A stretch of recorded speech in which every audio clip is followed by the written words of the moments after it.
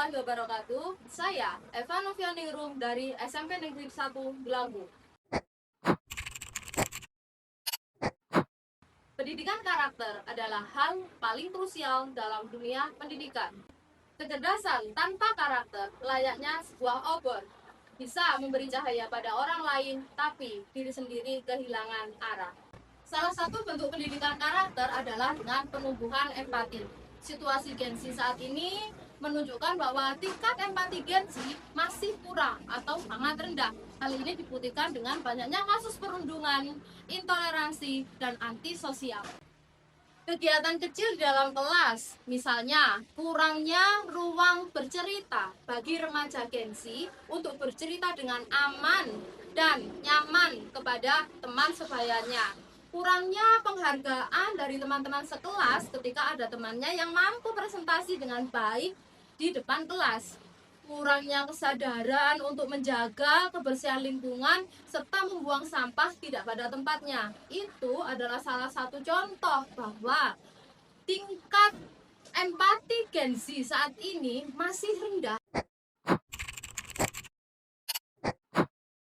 Salah satu tantangan nyata dalam penumbuhan empati murid adalah berkembangnya media sosial. Saat ini, murid lebih suka menghabiskan waktu berjam-jam untuk scroll di media sosial daripada berinteraksi langsung dengan orang lain. Habiskan waktu berjam-jam tenggelam di dalam game online-nya, berinteraksi secara daring, bahkan mencari validasi secara daring dari orang yang tidak dikenal.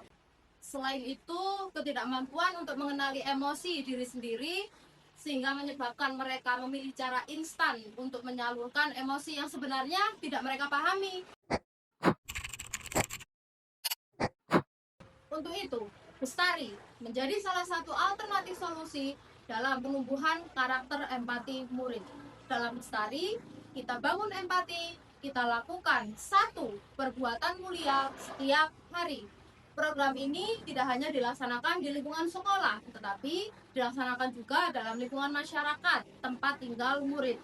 Untuk itu, perlu pelibatan dari orang tua. Kegiatan dalam program Bestari ini dimulai dengan pengenalan jenis emosi. Dengan mengenali emosi diri sendiri, ini menjadi langkah awal untuk memahami diri dan menentukan penyaluran emosi yang positif. Kemudian, belajar mendengarkan agar mampu memposisikan diri dalam diri orang lain untuk memahami perasaan mereka. Pelibatan murid secara langsung dalam kegiatan bersih lingkungan untuk meningkatkan kepedulian mereka. Tentu saja, pemberian contoh dari guru dan tenaga kependidikan tidak bisa dilepaskan dari program ini. Meningkatkan interaksi murid dengan pembentukan kelompok belajar yang acak. Setiap hari, murid harus melakukan satu perbuatan mulia, menuliskannya dalam jurnal pantau harian, dan dipantau secara berkala oleh guru dan orang tua. Sekitar 84% murid merasakan bahwa mereka lebih memiliki kepedulian terhadap sesama, berperilaku positif, menghargai orang lain, dan tidak lagi menghujat kekurangan dari orang lain.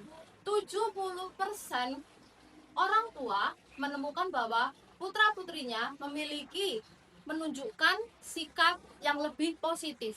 Hal ini tentu saja sesuai dengan nilai 7 kebiasaan anak Indonesia hebat, yaitu bermasyarakat yang positif. Setelah saya melakukan program Bestari, pertemanan saya menjadi lebih positif dan lebih sehat lagi, dan tidak saling menghujat. Setelah saya melakukan program Bestari, saya merasa senang dan saya harus bisa menghargai kelebihan dan kekurangan orang lain. Saya melihat banyak perubahan yang terjadi pada anak saya, terutama perubahan yang positif setelah mengikuti program Bestari. Antara lain seperti dia lebih berempati terhadap orang lain, lebih peduli terhadap sesama, dan lebih taat dalam beribadah.